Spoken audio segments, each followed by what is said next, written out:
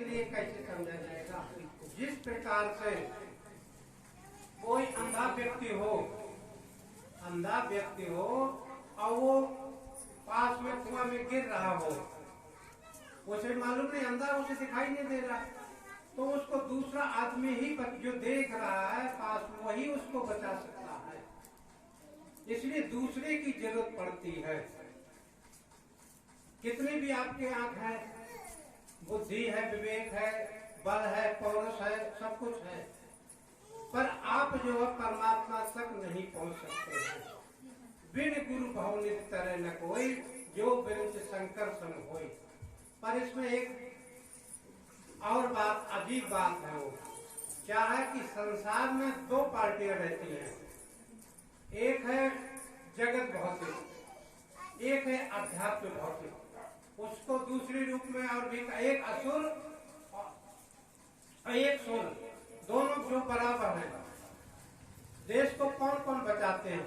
संत, सती और सूर्य देश के बचाने वाले हैं, और कायर कपटी पूरे बिगाड़ने वाले हैं। दोनों पार्टी बराबर है, तीन इसमें है, तीन उसमें है, पर सत्य की हमेशा विजय होती है।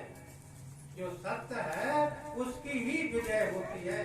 कायर कपटी पूर्ण, संत, सती और सूर्य बनाने में लगे रहते हैं, ये अपना काम करते रहते हैं और ये बिगाड़ने में रहते हैं। इनके बीच में जो परमात्मा देखता है वो सत्य है, वो सत्य की ही विजय होती है। उस सत्य को समझने के लिए कि उस सत्य को हम कैसे समझें कि विजय सत्य की होती, तो वो सत्य है क्या? उस सत्य को समझने के लिए सदगुरु की जरूरत पड़ती है। वास्तविक ये है कि जब तक उस सत्य को अगर समझना चाहते हैं तो सदगुरु की जरूरत पड़ेगी। एक अदालत यहाँ लगती है, एक अदालत परमात्मा के यहाँ लगती है। वहाँ भी अदालत, यही काम वहाँ भी हो रहा, लेखा जोखा, लेन देन, व्यवहार सब होता है, वहाँ भी यहाँ भी होता है। जो जैसा कर्म करेगा वैसा फल देगा भगवान, ये है गीता का ज्ञान। यही फल यहाँ भी मिलता है और वहाँ भी मिलता है। तो सत्य अगर है, अगर सत्य है तो आपकी विजय होगी होगी होगी। कैसे? देख लीजिए सती सावित्री के को देखिए, जीवित उसने अपने पति के प्राण बचाए। कैसे बचाए? अब बताइए, आपने अपना भजन तो किया नहीं कि आप उसको समझ सकते हैं। जब तक ये भ्रमण गुफा में आत्मा नहीं घुसती है, जब तक सदगुरु उसके साथ में आगे नहीं बढ़ते हैं। भ्रमण गुफा एक होती है अंदर जाने की, जब तक उसमें नहीं घुसेंगे, जब तक आपको सदगुरु हाथ पकड़ के वहां तक नहीं ले जाते हैं काल तक। यही सावित्री के पास गुण था कि वो भ्रमण गुफा में आत्मा को लेकर के यमराज के पास पहुंच करके अपने प्राण बचाए। समझ में नहीं आती है, इसलिए कहा चाहिए साधु संत कि मन लगा करके सुनिए, ध्यान लगा करके सुनिए। अगर जरा सा चूक गए, एक शब्द चूक गए, तो सोचो एक डंडा शास्त्र है और एक है शस्त्र। शास्त्र का मतलब वेद पुराण, और एक डंडा निकाल दिया औजार शास्त्र बन गया। उसमें इतना अंतर पड़ता सुनने और न सुनने में। उसी का शब्द का है, कोई दूसरे शब्द का नहीं है। एक ही डंडा निकाला गया, वो शास्त्र बन गया और वो शास्त्र बन गया। इसी को कहते हैं विकास, इसी को कहते हैं प्रकाश। अगर जीवन में प्रकाश लाना है तो हमको सत्संग जरूर सुनना पड़ेगा प्रकाश लाने के लिए, और प्रकाश से ही मानव का कल्याण होता है, विकास से कल्याण नहीं होता। इस धराधाम का कल्याण कर लीजिए, पर परमात्मा के धराधाम के लिए हमको प्रकाश चाहिए चाहिए, तभी हमारा कल्याण होगा। इसलिए छोटा महाराज की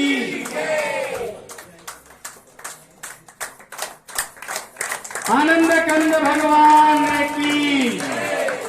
इसके पश्चात श्री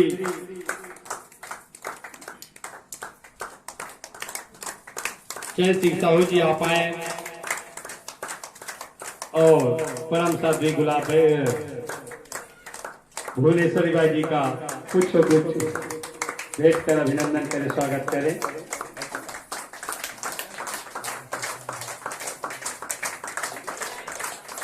हो गए।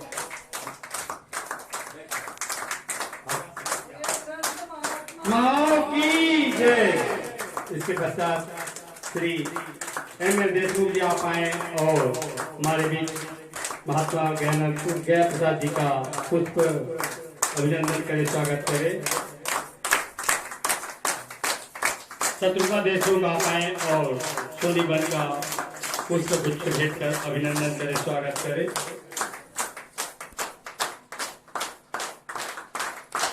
ताली बजाते रहो जोर जोर से। प्रेम से बोले जगतजननी श्री माता जी की। आइए, जिसकी अभिलाषा लेकर हम सब उपस्थित हैं। आज धन्य में धन्यति यद्यपि सब विधि निज जन जानी राम मोहि संत समागम दिन। हम सबका परम सौभाग्य है कि ऐसे साधु संतों का पदार्पण हुआ और दर्शन मिल रहे हैं। इसका भरपूर लाभ ले। प्रेम से बोलिए श्री सद्गुरुदेव महाराज की जय।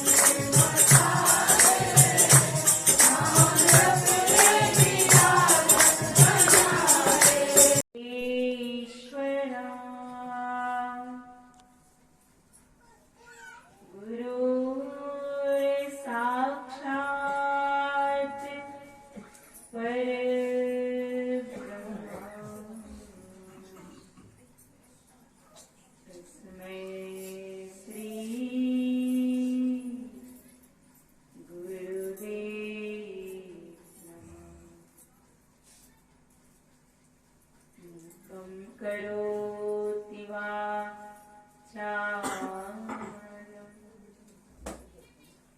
पंगुमलङ्घयते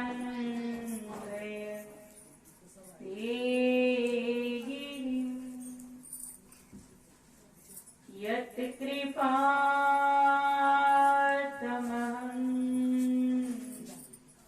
वन्दे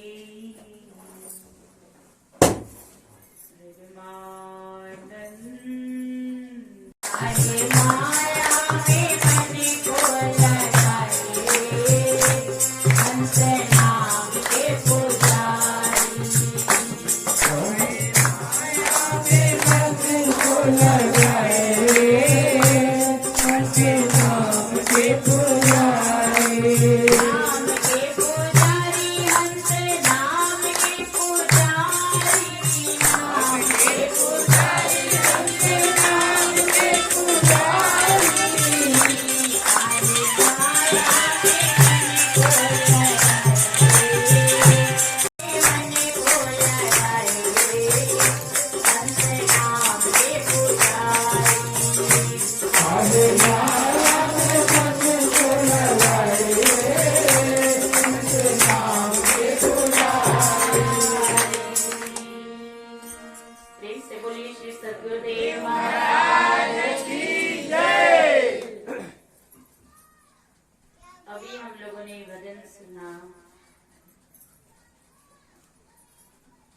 काहे माया में मन को लगाए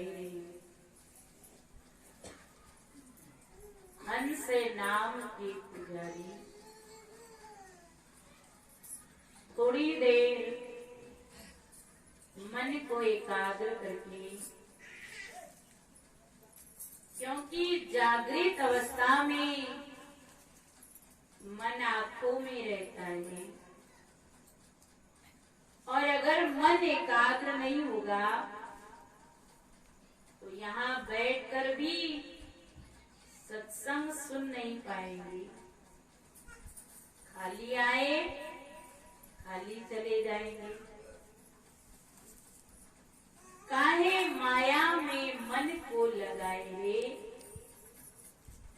हंस नाम के पुजारी।